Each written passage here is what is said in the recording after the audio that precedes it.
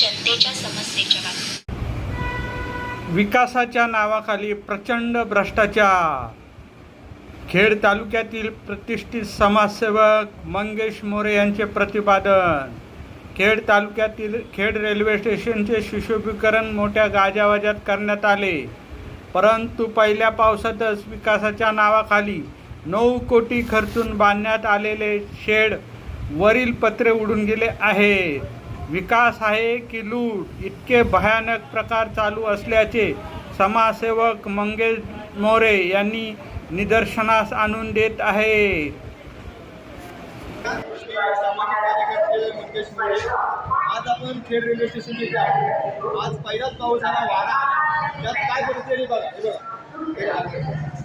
सगळे कचरे उडून गेलेले आहेत, आणि इथे सगळं पाण्याचं साठवण झालेलं आहे। हे जे काम आहे हे 9 कोटीचं काम आहे, सार्वजनिक बांधकाम खात्याचं 9 कोटीचं काम आहे। या 9 कोटीच्या कामाचा दर्जा बघा, मागच्या वेळेस पाणी पडलं आणि आताही या चित्राला तिथे पत्रे जाऊन पडलेले, ते पत्रे इथं पडले, तेच जर नागरिकांच्या अंगावरती पत्रे पडले असते तर झालं असतं, प्रसंग चालला असता तो।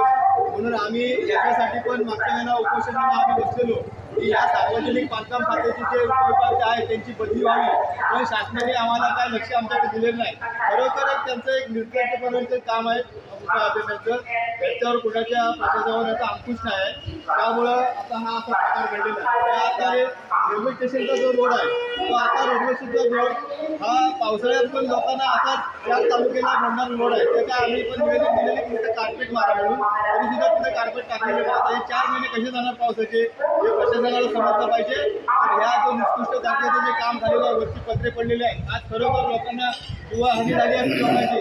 तर तिथे लोक असतील, नागरिक असतील, पॅसेंजर असतील तर खरोखर जीवहानी झाली असते। तो प्रसंग मोठा ठेवलेला आमचं एवढंच प्रशासनाला म्हणणं आहे की हे सार्वजनिक बांधकाम खात्याचा जो काय कारभार चाललेला आहे तो कुठेतरी त्याच्यावरती अंकुश ठेवा। आम्ही माननीय जिल्हाधिकारी साहेबांना सार्वजनिक बांधकाम खात्याचे उपयुक्त आहेत त्या कोणी त्यांच्यावरती आम्ही राजीनाम्याची पण आम्ही मागणी घेतलेली आहे, बदलीची पण घेतली आहे। लवकरात लवकर त्यांची इथली बदली करावी आणि आम्हाला जनतेला व्यवस्थित सुखसुविधांनी जे रोड काय होणार आहे किंवा ती सुविधांचे वरती पत्रे वगैरे काय ते आम्ही यावेळी हीच विनंती। धन्यवाद।